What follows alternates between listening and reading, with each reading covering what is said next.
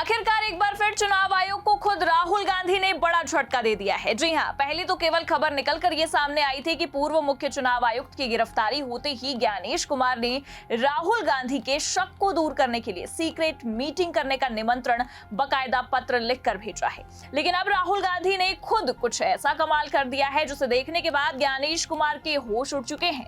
नमस्कार, आप देखना शुरू कर चुके हैं 4 PM न्यूज नेटवर्क और मैं हूं आपके साथ प्रगति ठाकुर। दरअसल आपको बता दें कि जहां एक तरफ खबर ये निकलकर सामने आई थी कि पूर्व मुख्य चुनाव आयुक्त की गिरफ्तारी हुई है, वहीं दूसरी तरफ खुद ज्ञानेश कुमार ने राहुल गांधी को मिलने के लिए बुलाया।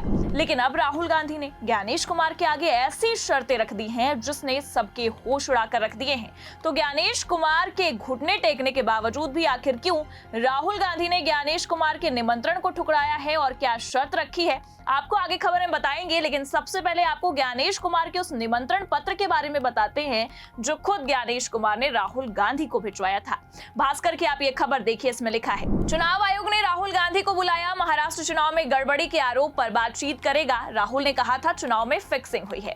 आगे खबर में बताया गया है, इलेक्शन कमीशन ने कांग्रेस नेता राहुल गांधी को लेटर लिखा है। इसमें महाराष्ट्र विधानसभा चुनाव में धांधली के उनके आरोपों पर चर्चा के लिए बुलाया गया है। एएनआई के मुताबिक लेटर 12 जून को मेल और राहुल के आवास पर भी भेजा गया है। इसी ने लेटर में लिखा है, भारत की संसद के पारित इलेक्टोरल लॉ, उसके नियमों और समय समय पर चुनाव आयोगों के निर्देश के जरिए बहुत सख्ती से देश में चुनाव आयोजित कराए जाते हैं। महाराष्ट्र विधानसभा चुनाव प्रक्रिया विधानसभा क्षेत्र स्तर पर सेंट्रलाइज्ड आयोजित की जाती है।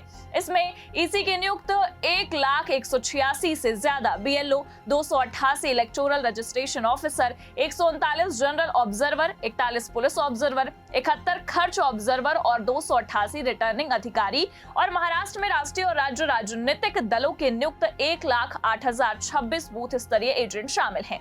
इनमें कांग्रेस के 28,421 एजेंट भी शामिल हैं। दरअसल आपको बता दें कि ये मिलने मिलाने का मामला तब जाकर शुरू हुआ जब बिहार विधानसभा चुनाव से ठीक पहले राहुल गांधी ने एक लेख के माध्यम से चुनाव आयोग पर बीजेपी की बोली बोलने और महाराष्ट्र सरकार को मैच फिक्सिंग करके जीत दिलाने का आरोप लगाया था। जी हाँ, आपको बता दें कि बिहार चुनाव से पहले अब विपक्ष को ये डर सता रहा है कि कहीं न कहीं फिर से चुनाव आयोग मैच फिक्सिंग कर सकता है, जैसा कि महाराष्ट्र के चुनाव में हुआ। राहुल गांधी ने बकायदा ट्वीट करते हुए लिखा था कि महाराष्ट्र के मुख्यमंत्री देवेंद्र फडणवीस के निर्वाचन क्षेत्र की वोटर लिस्ट में 5 महीनों में 8% वोटर बढ़ गए थे। कुछ बूथों पर 20 से 50% तक वोटर बढ़े। BLO ने अज्ञात लोगों के वोट डालने की खबर दी। मीडिया ने बिना वेरिफिकेशन पते वाले हजारों मतदाताओं का पता लगाया। इस पर चुनाव आयोग चुप है। क्या ये मिलीभगत है? ये अलग अलग गड़बड़ियां नहीं है, ये वोटों की चोरी है। इसे छिपाना ही कबूलनामा है। इसलिए हम machine readable digital voter list और CCTV फुटेज को तुरंत जारी करने की मांग करते हैं। हालांकि आपको बता दें कि इसके बाद चुनाव आयोग ने जवाब तो दिया था अपनी सफाई में, बकायदा महाराष्ट्र के मुख्यमंत्री देवेंद्र फडणवीस तक का बयान आया था। लेकिन अब खबर ये निकलकर सामने आई है कि खुद चुनाव आयोग ने सीक्रेट मीटिंग के लिए राहुल गांधी को बुलाया है। हालांकि चुनाव आयोग यहां तक कि ज्ञानेश कुमार को राहुल गांधी को मीटिंग के लिए बुलाना भारी पड़ गया है, क्योंकि आपकी जानकारी के लिए बता दें कि अब खबर सामने आई है कि बकायदा कांग्रेस ने राहुल गांधी ने चुनाव आयोग से मिलने से पहले कुछ शर्तें रख दी हैं। खबर देखिए, इसमें लिखा है, चुनाव आयोग चर्चा को तैयार, राहुल गांधी को दिया निमंत्रण, कांग्रेस बोली पहले ये डिमांड करिए पूरी। आगे बताया गया है, महाराष्ट्र विधानसभा चुनाव 2024 पर चर्चा की मांग को लेकर चुनाव आयोग ने राहुल गांधी को निमंत्रण दिया है। आयोग के निमंत्रण पर अब कांग्रेस पार्टी के ईगल नेताओं और विशेषज्ञों का सशक्त कार्य समूह की ओर से ये बयान आया है। उन्होंने कहा कि कांग्रेस पार्टी का नेतृत्व सूचियों और फुटेज प्राप्त होने के बाद निर्वाचन आयोग से मिलने को तैयार है। उस बैठक में हम अपने विश्लेषण के निष्कर्ष भी आपके सामने प्रस्तुत करेंगे। दरअसल आपको बता दें कि कांग्रेस के सोशल मीडिया हैंडल से बकायदा लेटर जारी किया गया है जिसमें लिखा है कि महाराष्ट्र 2024 लोकसभा और विधानसभा चुनाव की अंतिम मतदाता सूचियों की तुलना करना इस मामले की गहन जांच का पहला कदम है, जिसे कोई भी तर्कसंगत व्यक्ति स्वीकार करेगा। पिछले 7 महीनों से कांग्रेस पार्टी और राहुल गांधी इन दोनों मतदाता सूचियों की डिजिटल मशीन, पठनीय मशीन, रीडेबल प्रति की डिमांड कर रहे हैं ताकि सटीक तुलना की जा सके।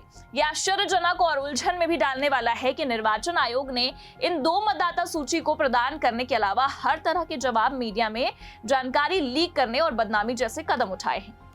आप हमारी मांग के अनुसार अंतिम मतदाता सूचियां क्यों नहीं दे रहे हैं? इतने लंबे समय तक इस मांग से बचने के कारण हमें ये तार्किक सवाल पूछना पड़ रहा है। आपके पास ये मतदाता सूचियां हैं या नहीं।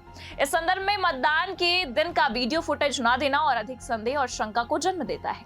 ईगल ने यह भी कहा है कि मतदाताओं को जोड़ने या हटाने की प्रक्रिया के लंबे चौड़े जवाब देना, किसी राजनीतिक दल की संगठनात्मक कार्यप्रणाली पर दोषारोपण करना या ये दावा करना कि ये मतदाता सूचियां व्यक्तिगत उम्मीदवारों को दी गई थी, ना तो उपयोगी है और ना ही रचनात्मक।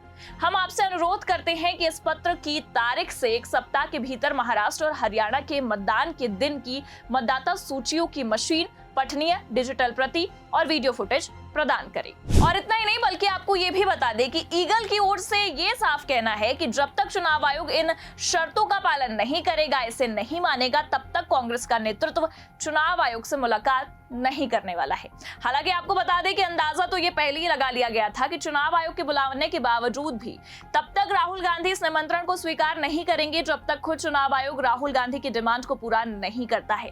हालांकि इन सबके बावजूद अब आपको बता दें कि चुनाव आयोग के इस बदलते तेवर को लेकर भी सवाल उठ रहे हैं, क्योंकि आपको ये पता भी है कि चुनाव आयोग अब तक विपक्ष के सवाल और आरोपों को बेबुनियादी बताता था। आज वही चुनाव आयोग विपक्ष के आगे घुटने टेकने को मजबूर बैठा है।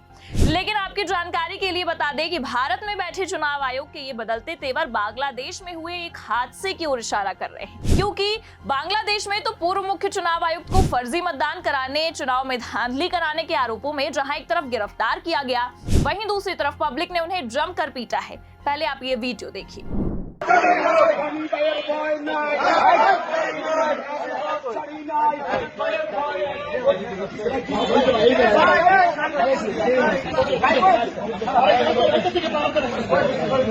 इस 14 सेकंड के वीडियो में यह साफ दिखाई दे रहा है कि किस तरह से पब्लिक एक पूर्व मुख्य चुनाव आयुक्त को जूतों से पीट रही है। ये कोई आम नागरिक नहीं है बल्कि बांग्लादेश के पूर्व मुख्य चुनाव आयुक्त है, जिन पर जनता ये आरोप लगा रही है कि इनके कार्यकाल में जनता के वोटों से खिलवाड़ हुआ, चुनाव में धांधली हुई। खबर भी देखिए अमर उजाला की, इसमें भी साफ लिखा है कि बांग्लादेश के पूर्व मुख्य चुनाव आयुक्त गिरफ्तार, भीड़ ने पीटा फिर बेइज्जत भी किया। बाकायदा खबरें भी हमारे पास मौजूद हैं। इसमें साफ साफ बताया जा रहा है कि चुनाव आयोग जो कि बांग्लादेश का है, अगर वो इस तरह से धांधली करता है तो उसे किस तरह से पीटा जाता है। पुलिस ने भी चुनाव आयुक्त को अब गिरफ्तार कर लिया है। मतलब पहले तो धांधली के चक्कर में पब्लिक ने उन्हें पीटा था, फिर तो हद ही हो जाती है कि पूर्व मुख्य चुनाव आयुक्त की गिरफ्तारी तक हो जाती है, जो अपने आप में कोई छोटी बात नहीं है। हालांकि बस फर्क इतना है कि ये कहानी बांग्लादेश की है, लेकिन जो हालात भारत में चुनाव आयोग के हैं, इसमें कोई दो राय नहीं है कि जल्द ही भारत में भी यही हाल हो सकता है। बस इसलिए अब चुनाव आयोग खुद राहुल गांधी के आगे पीछे घूम रहा है। हालांकि राहुल गांधी के शर्तों के बाद चुनाव आयोग क्या करता है, ये देखना काफी दिलचस्प होगा। लेकिन फिलहाल चुनाव आयोग की हालत काफी खराब है। आपको क्या लगता है, क्या चुनाव आयोग इन शर्तों को मानेगा? अपनी राय कमेंट करके जरूर बताएं। ये खबर कैसी लगी लाइक और शेयर जरूर करें, और अगर चैनल पर नए हैं तो सब्सक्राइब और ज्वाइन करना ना भूलें। देखते रहिए 4PM न्यूज नेटवर्क। नमस्कार।